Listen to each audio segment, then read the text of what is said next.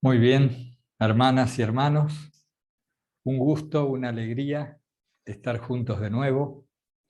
Ahora, para el tercer día del retiro virtual que hemos llamado La Paz en el Corazón, una espiritualidad esicasta, que es apenas un modo de mostrar la dirección en la cual queremos ir, hacia dónde tendemos con la espiritualidad que planteamos en el blog del Santo Nombre, en los momentos de recogimiento, oración y silencio, y en estos encuentros, ejercicios o retiros entre hermanas y hermanos que gracias a Dios están repartidos en diversos lugares, inmersos en distintas culturas, con el mismo afán de unión con Dios, incluso a pesar de los matices, diversos matices que tenemos a veces en los puntos de vista y modos de encarar la fe. Sin embargo, nos une este deseo de unión con Dios y particularmente el deseo de vivir en la paz del corazón. Toda filocalía está atravesada por este anhelo.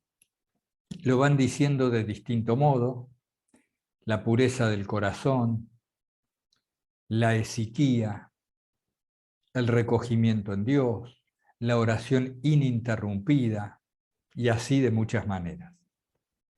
Pero lo central es esa constante búsqueda del recuerdo de Dios mediante la oración incesante que posibilita que el monje, el esicasta, el practicante, permanezca siempre en un estado al cual ellos denominan la impasibilidad. Esta impasibilidad que no debe confundirse con insensibilidad, no tiene nada que ver. Por el contrario, los que han llegado al ejercicio, al vivir en este estado de impasibilidad del alma, parece ser que son personas sumamente empáticas, compasivas, que son capaces de ponerse en el lugar del otro y que no dejan de sentir lo que ocurre. Pero la impasibilidad es otra cosa, la paz del corazón. La impasibilidad es poder estar refugiado, en el mejor sentido de la palabra refugio. Estar refugiado de las tormentas como si uno se encontrara en casa, viendo por la ventana los rayos, los truenos, las ráfagas de viento. ¿Vieron qué experiencia interesante? Qué lindo, ¿no? Ver la tormenta desde un lugar protegido. Si la casa es segura, si estoy en condiciones cómodas, observar el despliegue externo de la tormenta no nos incomoda. Permanecemos imperturbables a estos vaivenes del clima. Es un buen ejemplo de cómo entendemos la impasibilidad, que es lo mismo que decir la paz del corazón, vivir en la paz del corazón. Vivir en un punto muy cerca de la ermita interior, o mejor, dentro de la ermita interior, el reservorio de la gracia, la casa donde vive Cristo, o allí donde el Espíritu Santo empieza a operar en nosotros, el corazón espiritual. Vivir ahí vendría a ser el equivalente a estar en casa. Un punto real, existente, accesible, desde el cual vivir, porque la tormenta y todos los acontecimientos vendrían a ser precisamente eso que pasa de las ventanas para afuera. Pero claro, tenemos una historia muy larga, una identificación que se nos ha hecho inercia y permanentemente estamos yéndonos para afuera, y nuestro ánimo queda a merced de las ráfagas de viento. si nos quieren o no nos quieren, si tenemos dinero o no tenemos dinero, si nos sale el proyecto o no nos sale, respecto de la salud del cuerpo o no. Bien. ¿Qué es estar en casa? Estarse en la propia casa, vivir en el hogar. Habrán observado, hermanas y hermanos, que aún, por ejemplo, estamos de vacaciones. A ver, quiero revisar que no me haya olvidado de conectar el micrófono y estar hablando en balde. Incluso al salir de vacaciones, imaginen o recuerden alguna vacación en la que se han encontrado en un lugar muy cómodo, muy a gusto, que les apetecía, una playa, una montaña. Y por lo general, aún en el mejor de los lugares, cuando uno vuelve a la casa, se produce una sensación de distensión mayor y uno dice, ah, qué bueno estar en casa, qué bueno estar en casa.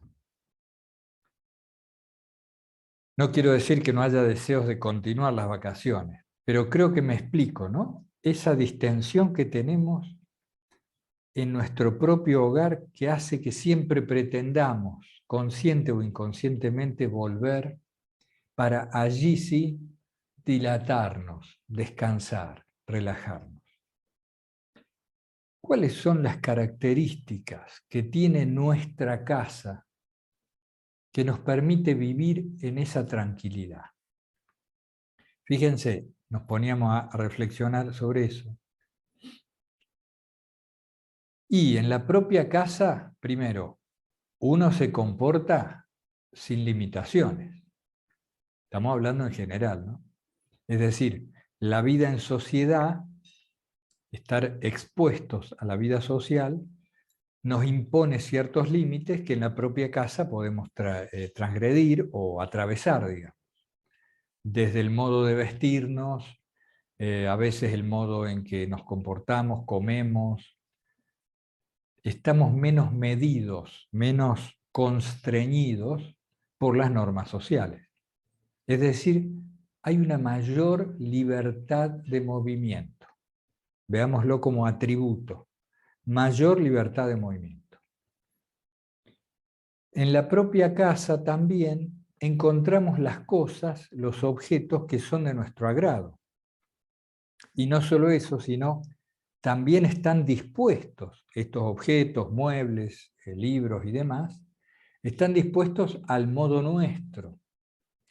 Es decir, nuestra casa se va configurando, va adoptando la forma de nuestra propia forma interior. Y esta forma interior se exterioriza, se va dibujando, por así decir, en cómo tenemos acomodada la habitación, el escritorio, dónde están los enseres, y hasta dónde ponemos el tachito de la basura, habla de una disposición del paisaje interior, de nuestro mundo interior. Por eso muchas veces hemos hablado de la importancia y la gran ayuda que tiene ordenar fuera para ayudar a armonizarnos dentro. Porque cuando por dentro estamos armonizados, eso se exterioriza también afuera. No hace falta un trabajo particular para ello. Pero al revés nos favorece. Si ordenamos un poco por fuera, solemos quedar más ordenados por dentro. Bueno, pero para no irme de tema, ese era otro aspecto, otro atributo del estar en casa. Es decir, tenemos lo que necesitamos y lo tenemos dispuesto al modo nuestro, a nuestra particular conformación.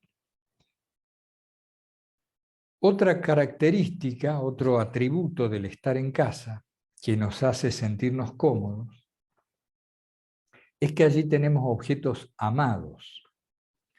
Tenemos memoria también de seres queridos o directamente estos viven en nuestra casa o han quedado allí objetos que les pertenecían o al menos hay recuerdos de estos amores, ¿no? De quien ha perdido un ser querido a lo mejor o simplemente se ha mudado ¿no? Ha cambiado de casa, pero ha quedado el rastro de ese amor.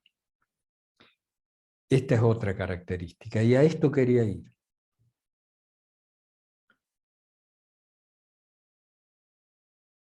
Vamos a hacer un rodeo para ir al punto. En las caminatas, por ejemplo, que es un hábito que tenemos, nosotros observábamos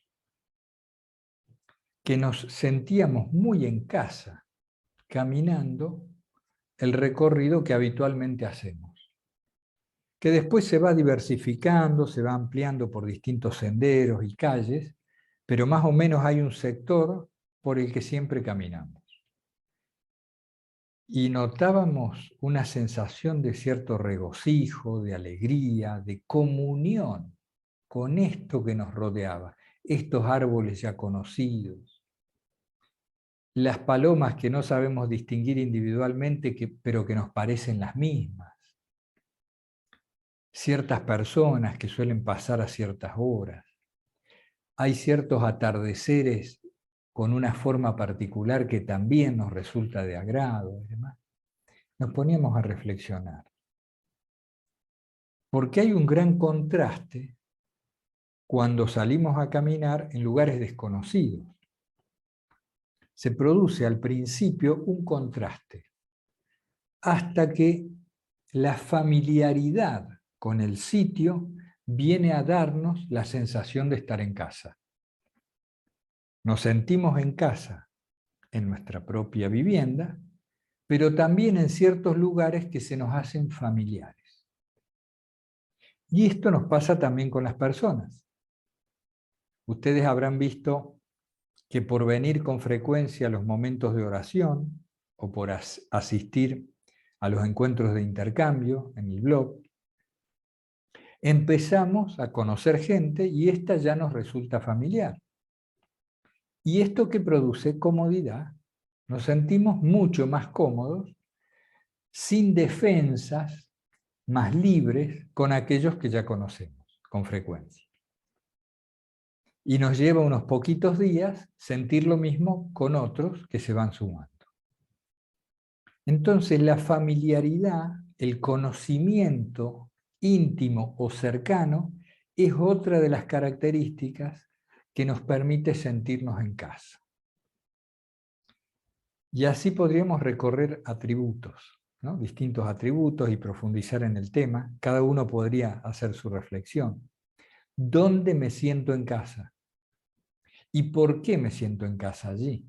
A ver, ¿qué características hay en ese sitio?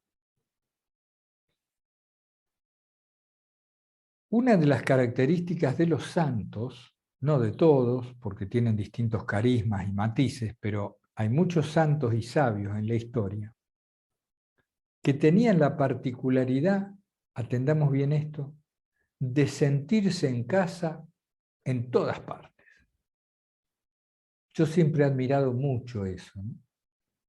Caray, en todas partes se sentían en casa. ¿Cómo es posible semejante cosa? Porque estos santos a veces atravesaban situaciones bastante horribles, se relacionaban con personas de muy diferente personalidad, cultura. A veces padecían enfermedades físicas, infortunios de todo tipo. Recuerdo historias de haber leído vidas de santos, ¿no? A algunos les tocaban travesías larguísimas de meses, o estaban años yendo de un lugar a otro en el siglo XV, en el siglo XII. Estaban cómodos en todas partes. ¿Cuál es la característica? ¿Cuál es la característica?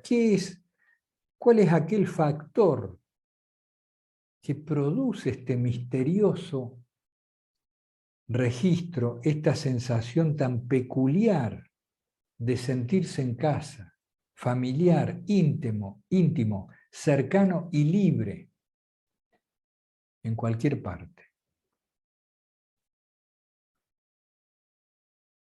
Nosotros diríamos, hasta donde hemos llegado, que es el amor.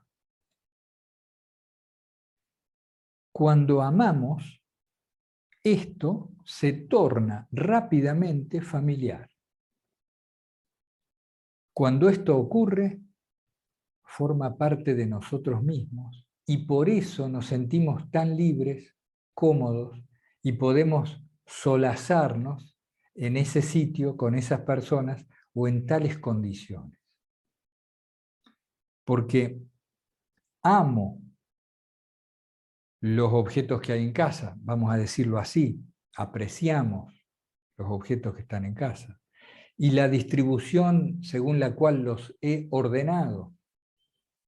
Y amo, aunque a veces ese amor esté atravesado por el dolor, amo todo lo que allí ha sucedido porque es parte de mi vida. Y los recuerdos que vienen, ¿no? Al recorrer las habitaciones, a lo mejor ahora vacías de la casa. Y en la caminata amo esos árboles, ese pasto, aquel perro que siempre reconozco en aquella casa y las personas con las que me cruzo. ¿Por qué? Porque se va acumulando una memoria en mí del amor con los cuales los he mirado. A ver si lo cuadramos mejor. Cuando amo, eso se proyecta en la mirada. Es como si una luz, la luz del cariño, del afecto, del aprecio, se posara sobre los objetos que observo y los dejara marcados, teñidos, los dejara señados. Por lo tanto, al volver, los reconozco. Y al reconocerlos, los vuelvo a amar. Y cada vez más esto se torna familiar, íntimo, cercano y como nosotros mismos. Este es un fenómeno muy, muy interesante en el cual hemos meditado mucho porque es una clave para la paz del corazón, que de eso estamos hablando. Pero entonces, ¿cuál es la característica de esta mirada? ¿Qué es esto de amar lo que veo? ¿Cómo es posible? Porque si ahora me llevas inmediatamente a la casa de alguno de ustedes, puedo sentirme cómodo por vuestro trato, por el lugar, pero yo no amo inmediatamente lo que allí hay.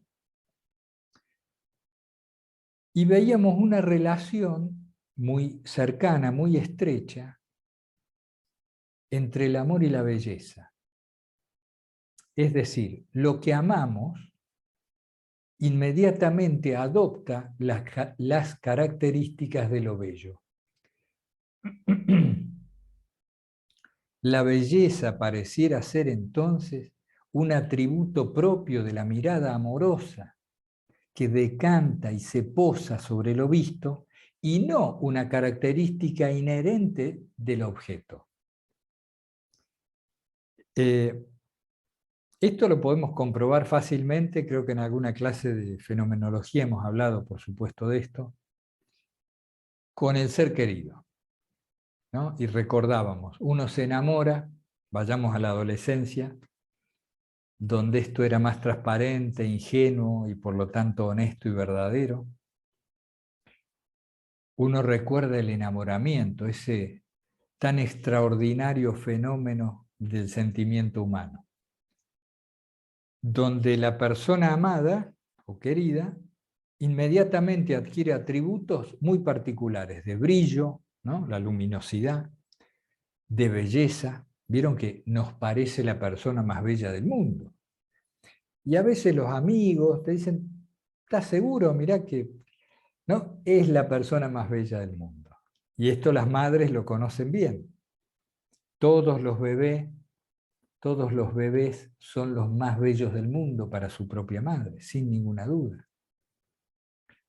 Entonces, ¿cuál es esta característica? Que hace que lo que amamos resplandezca de belleza. Fíjense qué interesante. Y no solo eso, sino que los objetos del ser amado también adquieren otra luminosidad y belleza, y en cierto modo los apreciamos muy diferenciadamente de los objetos comunes o de otros, ¿no?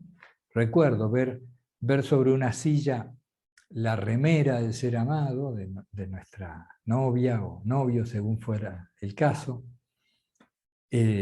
o sus zapatos. Qué cosa extraordinaria. Bien. Entonces, tenemos el tema del amor, algo que sale desde el corazón humano y que posándose en los objetos los inunda de belleza. Y esta combinación de amor y belleza genera la familiaridad que finalmente nos deja en comodidad, en plenitud, en bienestar. Y a toda esta mezcla la metemos en una ensalada y decimos, estar en casa. Me siento en casa. Entonces los santos, de los que hablamos, tenían esta cualidad de poder amar cualquier cosa y cualquier lugar y circunstancia en la que se encontraban. Fijémonos la relación. Ellos amaban cualquier lugar, circunstancia, cosa o persona con la que se encontraban. Por lo tanto, siempre estaban en casa. Eso, traducido a términos interiores, es la impasibilidad, la paz del corazón, siempre en paz. Pero ¿cómo es posible? Porque en todo ello ven a Dios. He ahí la clave de estos santos. Ellos ven a Cristo en todo, a Dios en todo. Todo es sagrado para ellos. Desde la enfermedad corporal, a la cual viven como enviada por Dios por alguna razón conocida o desconocida por ellos, hasta una circunstancia por demás difícil, las personas con las que se cruzan son otros Cristos, como han dicho tantos como Madre Teresa, por ejemplo, y los árboles, los animales, el agua, el aire, las nubes, como si fuera San Francisco de Asís, por ejemplo, que vivía esta experiencia tan claramente. Todo era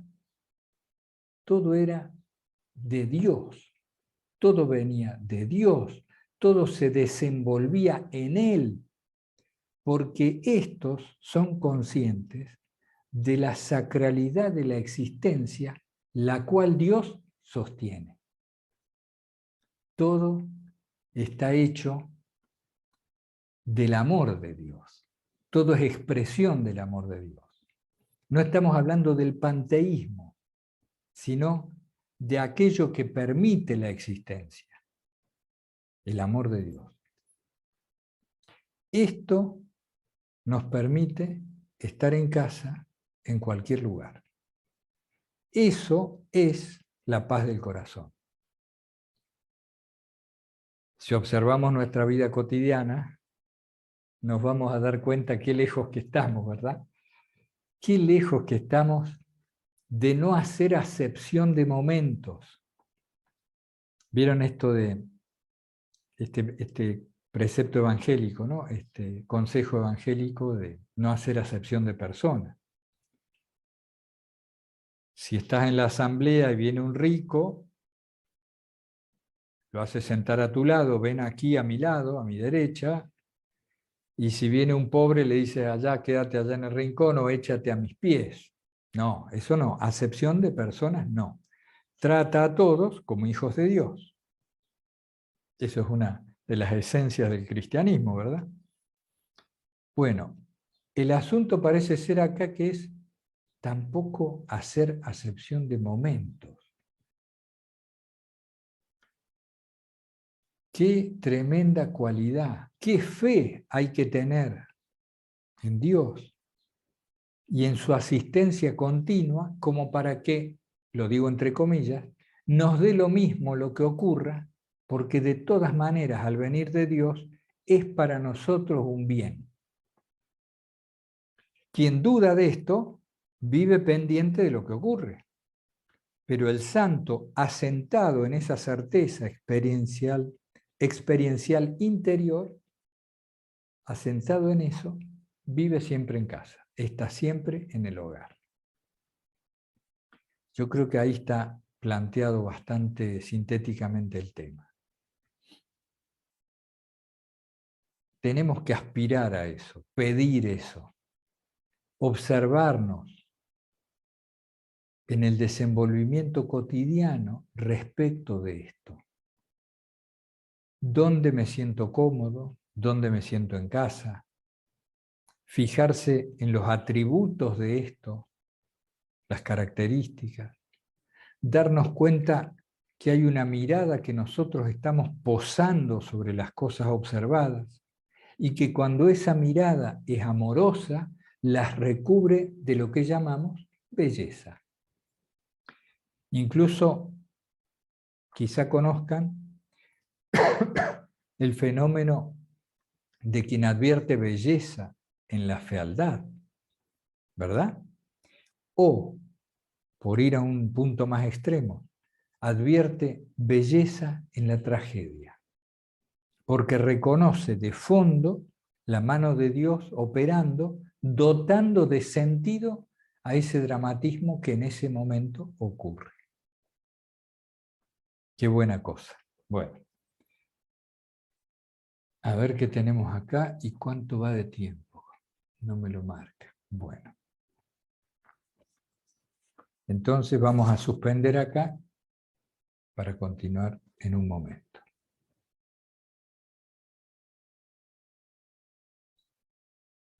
Muy bien. Entonces tenemos que para poder sentirnos en casa, en cualquier lugar y circunstancia, necesitamos amar aquello que vemos, aquello en donde estamos, lo que está ocurriendo. Porque este amor deposita en las cosas, las circunstancias, las personas y demás, un tinte, un brillo, una característica que nos permite una familiaridad e intimidad tal en donde podemos descansar. Esto es la paz del corazón. Ese estado de imperturbabilidad empático, aún empático con lo que ocurre, pero que no afecta el centro de la persona.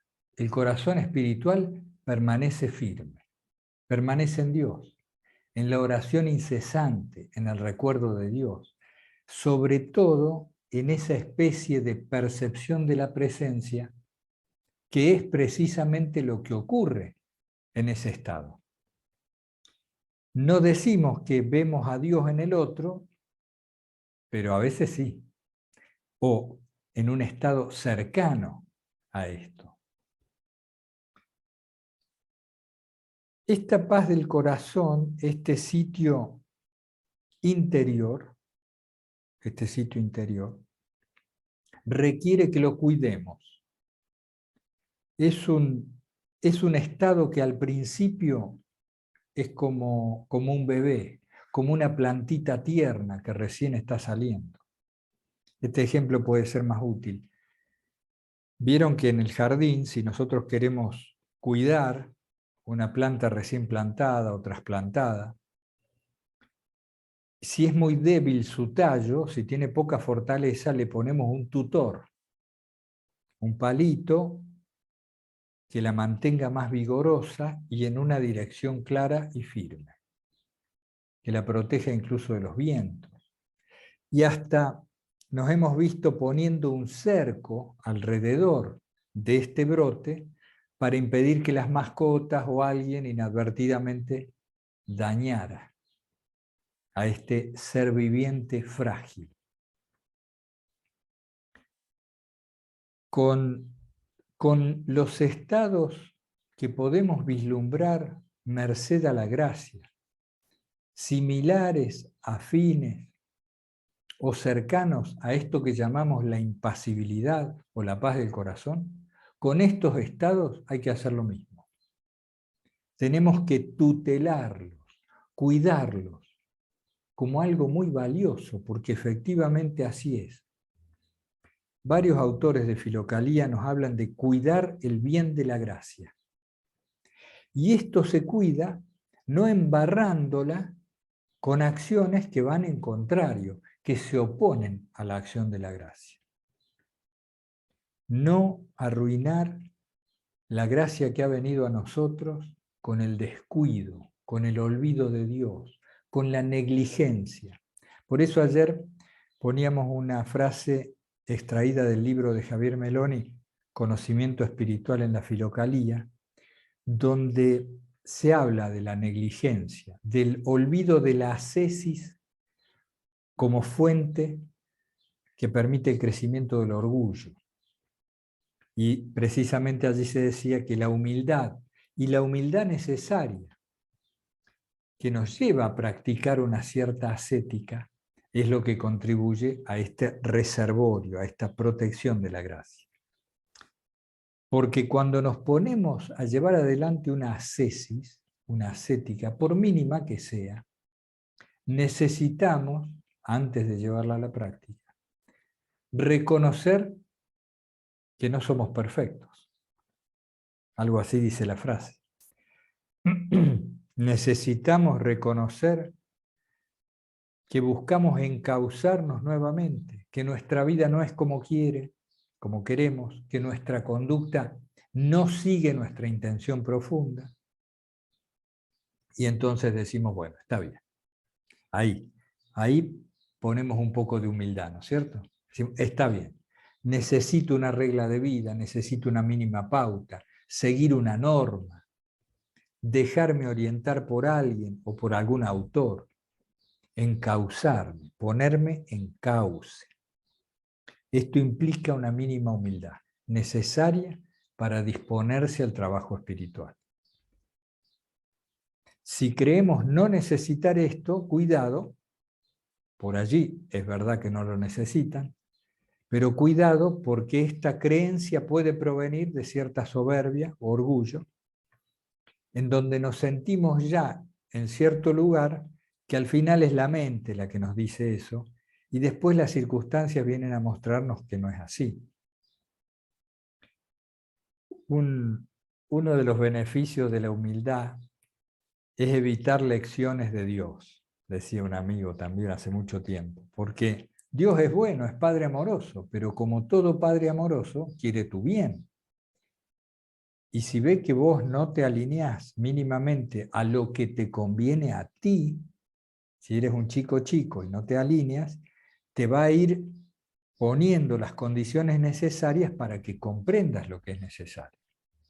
Yo me acuerdo de escenas de la vida familiar, donde si el niño era muy tosudo y no había un riesgo grave, lo dejabas que se golpee. Decís, bueno, te he dicho 10 veces, te he dicho 10 veces, no me haces caso, pues bien, a ver, prueba.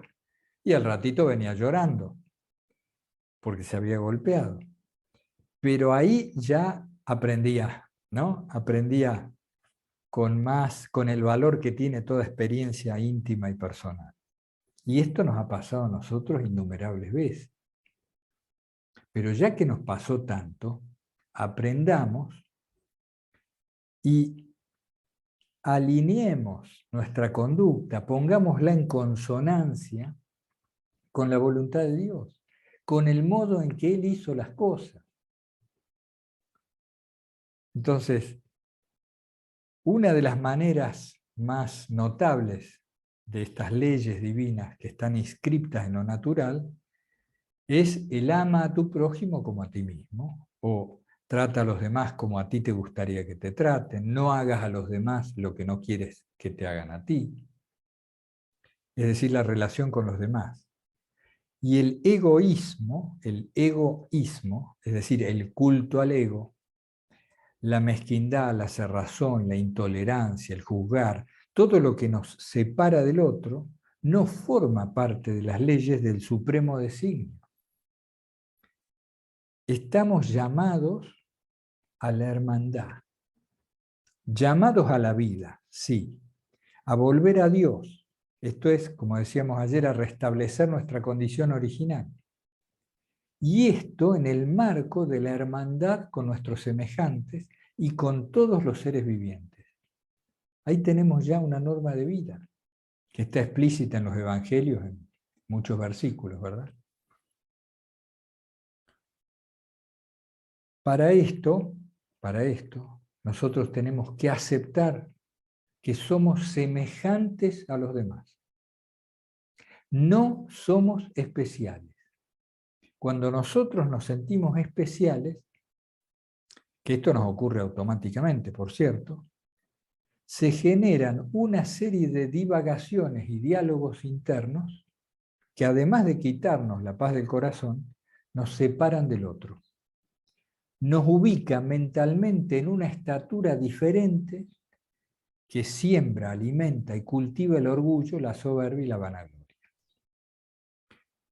Esto es importante. Si nos sentimos especiales, nos separamos del otro y rápidamente nos ubicamos por encima, aun cuando la conducta no lo demuestre. Es una cualidad negativa del pensamiento, situarnos por encima de los demás, más allá de lo que aparente nuestra conducta. Cuando aparezcan pensamientos tales como me siento especial, yo no pienso de esa manera, ¿no? Y con una degradación de lo que piensa el otro. Cuando me siento especialmente condescendiente con el prójimo, como si el otro ya se fuera a dar cuenta tarde o temprano de las cosas que yo he visto, que él todavía no, etcétera, etcétera. Todo esto va abonando, va generando un territorio que nos deja muy lejos de la humildad. Y el problema de no estar cerca de la humildad es que nos alejamos de la gracia. La gracia es para los humildes. ¿Y qué es esto de humildes? Simplemente de los que reconocen que todo depende de Dios y que hacer su voluntad es lo que da sentido a la vida humana y que no hay nada más que hacer. Nada más que hacer. Por eso, ahora relaciono los temas. El esicasta encuentra la paz del corazón en el cumplimiento del deber, donde él se descubre plantado por Dios, allí se esfuerza por desarrollar los talentos que Dios le dio. Dios me plantó aquí, vengo a despertarme a la realidad de Dios en esta familia, en esta circunstancia, con esta profesión, etcétera, lo que fuera. El esicasta sabía que tenía que cumplir su deber y se dedicaba con sus mejores fuerzas a lo que se llamó el deber de Estado, ¿no es cierto? Si vivía en una comunidad religiosa, asistía a los oficios litúrgicos. Si tenía discípulos, los enseñaba, los catequizaba. Si tenía su ascética de ayuno, oración y vigilias, las ponía en marcha y las sostenía, etc. Y nosotros podemos reconocer cuáles son nuestros deberes. A esto íbamos, y tiene que ver con la práctica de este tercer día de retiro. Sí, un poco reflexionar sobre esto de qué es estarse en casa, darnos cuenta de esto que decimos, verificarlo en sí mismo, sí. Pero una fuente de paz que nos puede permitir vivir mucho más tranquilos, y más ahora que empezamos un año nuevo, buena oportunidad. Una fuente de paz es tener bien claros y establecidos nuestros deberes. Tener claros y establecidos nuestros deberes. ¿Qué debo hacer en cada punto conflictivo? Lo decido y punto. Si yo decido lo que debo hacer en cada punto conflictivo o en cada ámbito y área de mi vida, me diseño como habíamos hecho en los 30 días de ejercicios, que probablemente lo hayamos olvidado ya. Si me diseño una pauta general, una mínima regla de vida, etc., y luego me atengo a eso, me libro de la inquietud que la duda constante siembra en mí. Uno de los factores que más contribuye a la paz del corazón es saber cuáles son nuestros deberes. Porque será problemática o conflictiva la situación. Pero si tienes claro tu parte, el resto se lo dejas a Dios.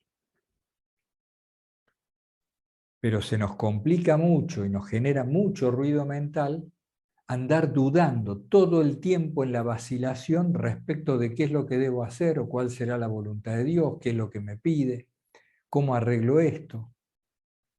Entonces el esicasta tiene muy claro su deber de Estado, lo que le compete y lo que no.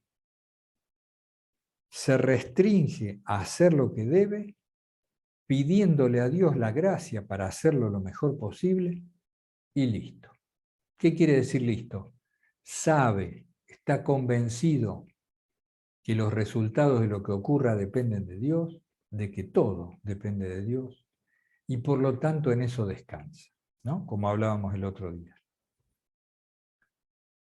Este descanso en Dios y este tener claros los deberes de Estado nos permiten dedicarnos a lo importante, que es ir bien hacia lo profundo, en la oración, en la contemplación, y situarnos en esa impasibilidad, en esa paz del corazón.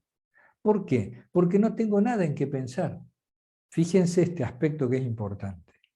El que tiene que pensar es, primero, el que cree que él resuelve las cosas, y segundo, el que tiene dudas, el que tiene vacilaciones, el que tiene todo claro. ¿A qué pensar? ¿Qué quieres pensar? No hay nada que pensar. Hay que orar y seguir la voluntad de Dios en la conducta y adecuar la vida entera a ese restablecimiento de la condición original, único sentido de la vida humana. Volver a Dios.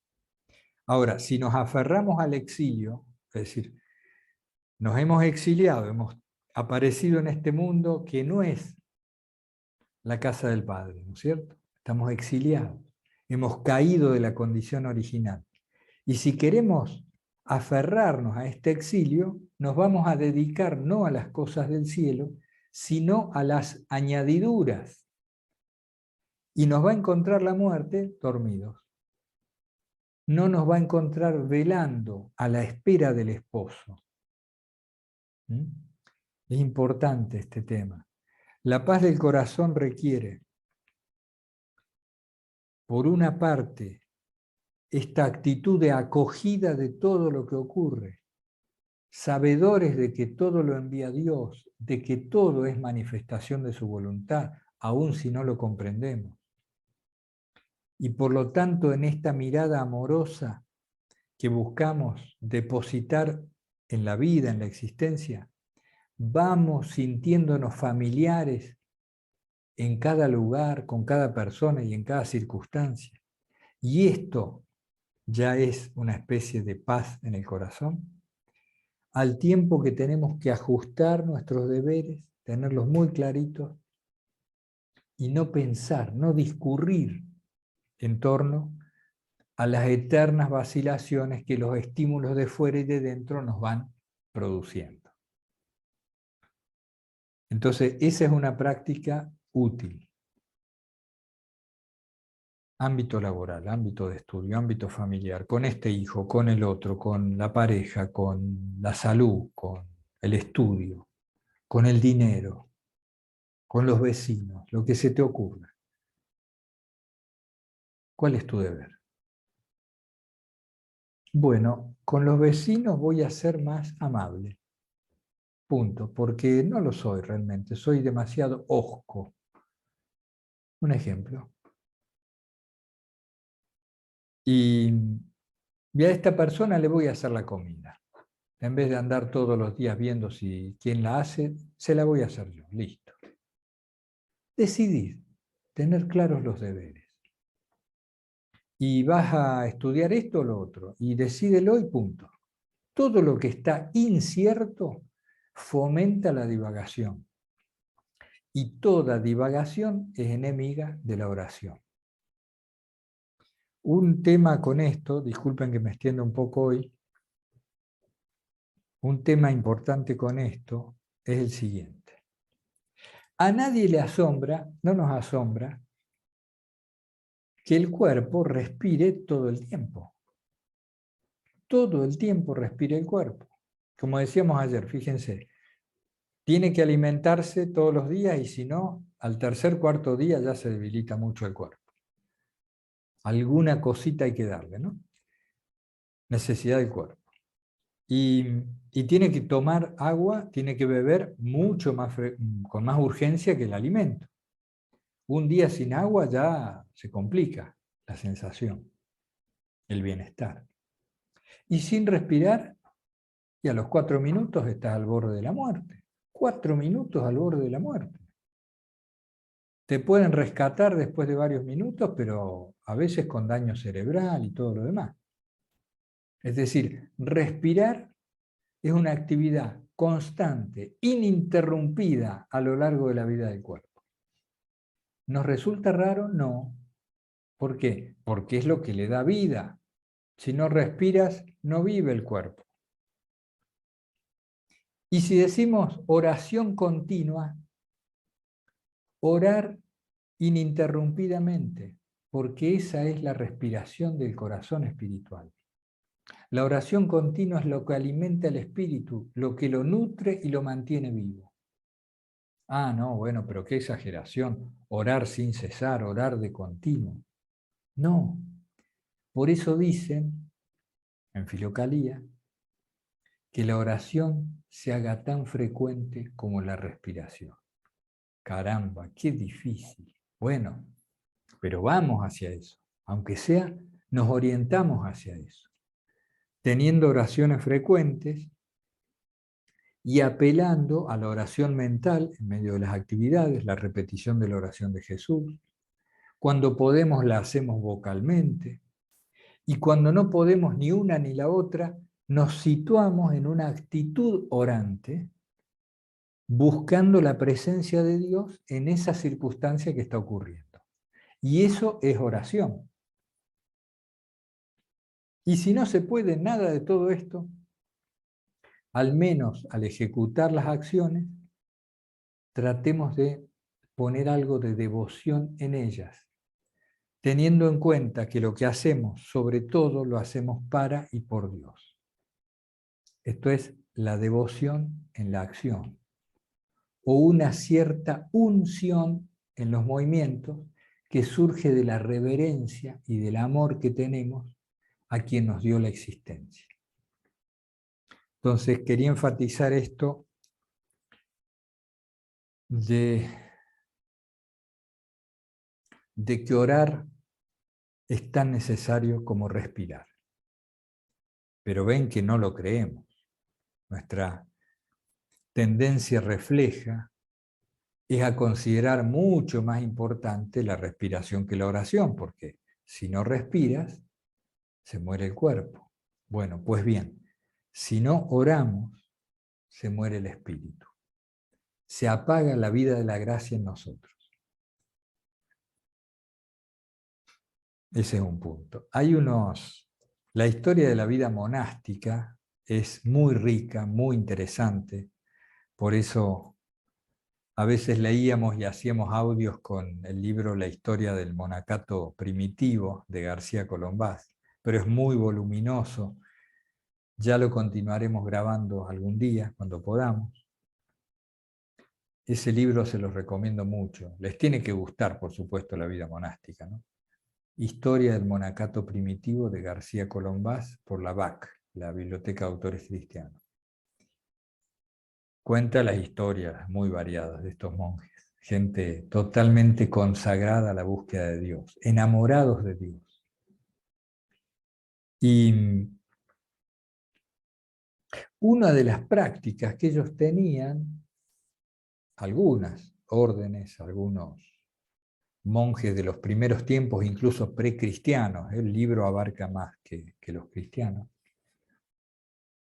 era la de mantener encendido el fuego.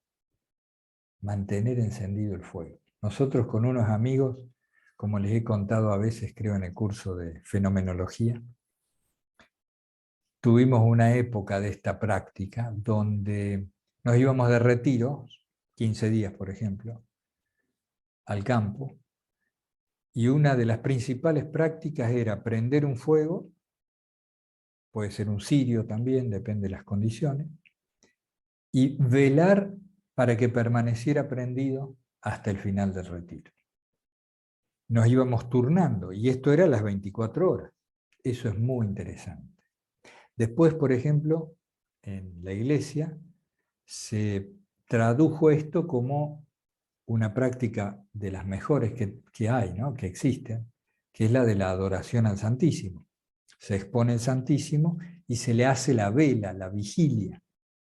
Incluso todavía existen grupos que pasan varios días continuados en esta actitud de adoración, se van reemplazando unos por otros, se van pasando la posta. Bueno, esto del fuego, de mantener encendida la oración, es muy interesante. Y se puede apelar a variados recursos. Uno de ellos es precisamente el de mantener un cirio encendido frente a un ícono o a una imagen que a uno le evoque la presencia de Dios, que a uno le ayude. Ese es el sentido de las imágenes. El evocar lo que ellas, de lo que ellas nos hablan, de lo que ellas representan. No adoramos la imagen, sino que viene a evocar lo que sí adoramos, que es a Dios. Entonces esa es una práctica que puede servir también en el año, decir, bueno, de tal hora a tal hora, cuando vuelvo a casa, mantengo encendido un cirio que me trae el recuerdo de la oración, lo cuido. Para una vigilia, se hacen vigilia nocturna, es muy interesante. Y esta que les he recomendado a veces, que puede ser modificada al gusto de cada uno, es la de llevar una cruz en la mano, por ejemplo, que puede resultar algo incómodo al principio, pero que tiene un gran valor para llamarnos la atención respecto de estar atentos en función de nuestro propósito. Por ejemplo, la oración continua. Llevamos una cruz en la mano, haciendo las actividades, cuando sea posible, obviamente, y vamos a notar que a la media hora, 10 minutos o a las 2 horas, y la cruz ya no está. ¿Dónde la dejé? Nos ponemos a buscar. Bueno, esto nos muestra cuando nos dormimos. Si he perdido la cruz, he dejado de orar. Dejé la atención de lado. Me puse a divagar. Esta práctica es muy eficaz, muy eficaz. Reconozco que es un poco extrema, incómoda. Bueno, lo dejaba recalcado porque hay muchos de ustedes que se acercan por primera vez a estos vídeos y no han visto algunos donde hemos mencionado esto. Es decir, ¿cuál es la práctica en realidad de la que estamos hablando en este momento? La de implementar algún tipo de recordatorios que me vayan despertando el corazón cuando éste se apaga, se adormece, se achata, se pone mediocre, pierde la sacralidad, nuestra mirada, por la cantidad de estímulos que constantemente llegan a nosotros, en la sociedad en que vivimos. Bien, yo creo que ya estamos. Entonces, ahí tenemos lo de la respiración y la oración. La práctica de establecer con claridad. ¿Cuál es la práctica? Establecer con claridad nuestro deber en cada ámbito. ¿Cómo sería el ideal? Que no hubiera ningún área de nuestra vida en la que tuviéramos dudas. Lo tengo claro. ¿A qué? Al lineamiento general, por supuesto, la dirección general de lo que debo hacer. Después las circunstancias nos van moviendo cosas a las cuales hay que adaptarse.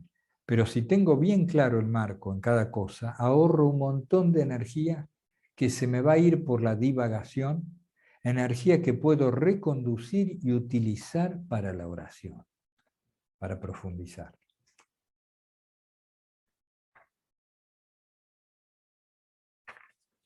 Bueno,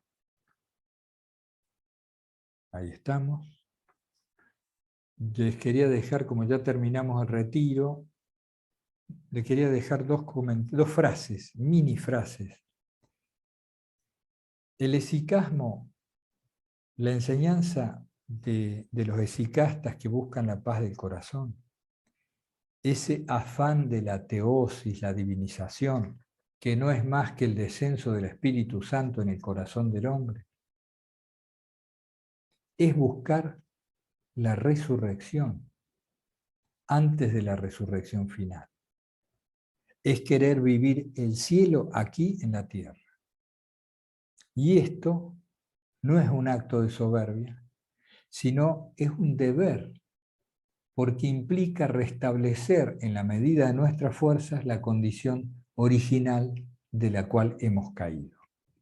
Entonces, pretender vivir ya en la presencia de Dios, en un mundo transfigurado de Él y de su gracia, es una pretensión válida, siempre y cuando la busquemos mediante la oración y conscientes de que todo es gracia, de que no puede ser nunca una construcción personal. Es más, mientras más personal sea algo, estemos por seguro que estamos lejos de Dios.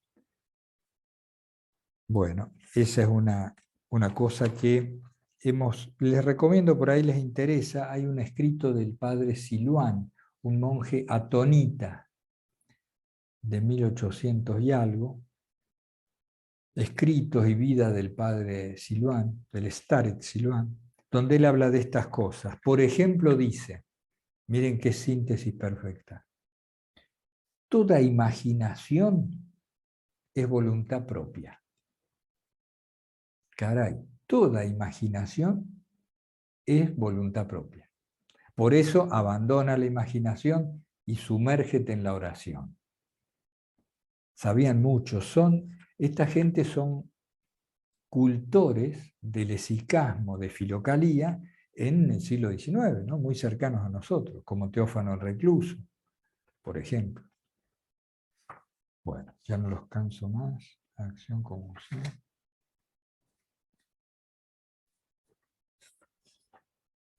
Bueno. O otro modo de decirlo, todo deseo, este es fuerte, todo deseo es soberbia. Todo deseo es soberbia. Claro, porque estoy pretendiendo algo yo, siendo que Dios es el que hizo las cosas, la existencia misma, me puso aquí y yo ando deseando cosas. Pues, ¿a qué viene? Claro, suena extremo para nuestra cultura, pero está bueno, aunque sea reflexionarlo, tenerlo en cuenta, cómo el deseo manifiesta de fondo alguna soberbia, algún creernos merecedores de no sé qué. El deseo es un movimiento erróneo del alma que se considera separada y sola.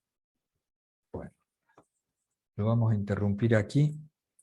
Vamos a ver si después podemos dejar, antes de irnos al campo, alguna ejercitación para el resto del mes de enero. Vamos a ver si es posible, si Dios quiere.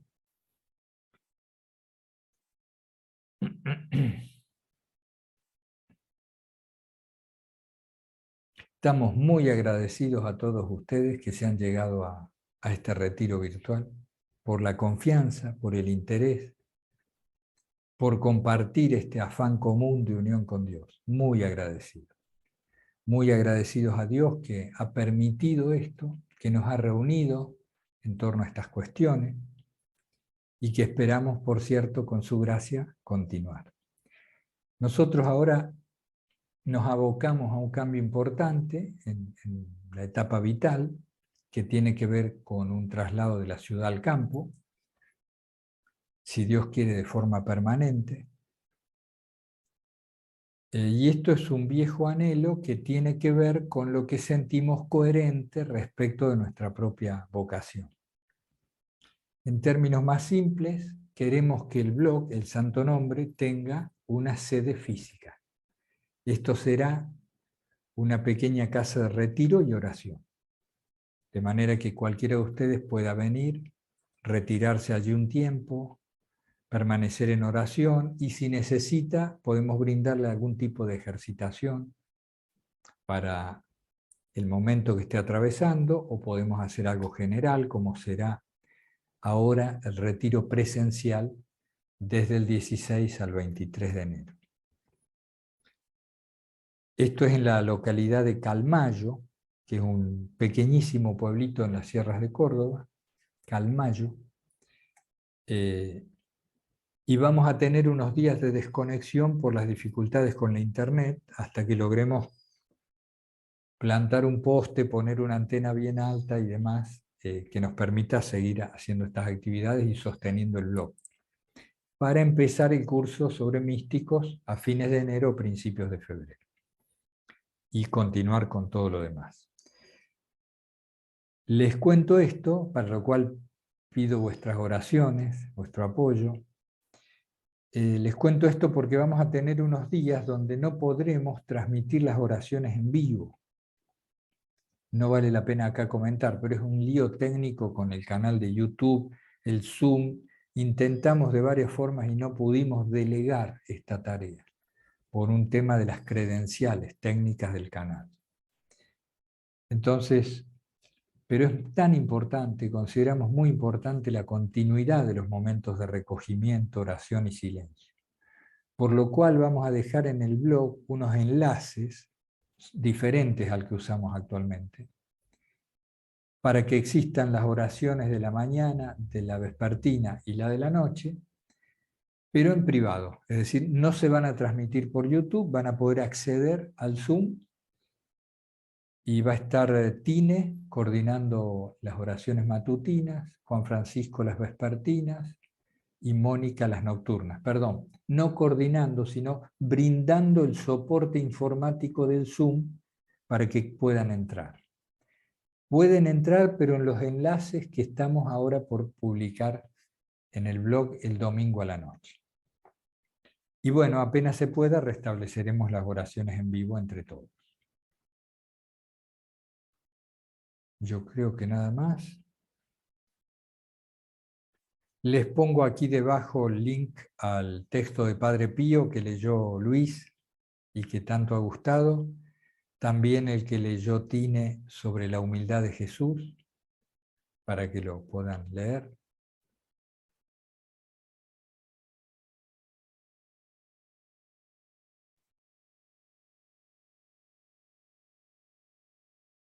Quiera Dios ayudarnos a llevar adelante esto que sentimos parte de nuestra vocación. Y quiera Dios ayudarnos a que esta hermandad creciente entre nosotros en torno a la oración de Jesús se fortalezca, pueda cultivarse en el corazón de cada uno y expandirse a todas partes, donde haya gente que se sienta llamada a repetir el santo nombre. Les mando un abrazo fraterno, invocando siempre el santo nombre del Señor Jesús. Hasta pronto.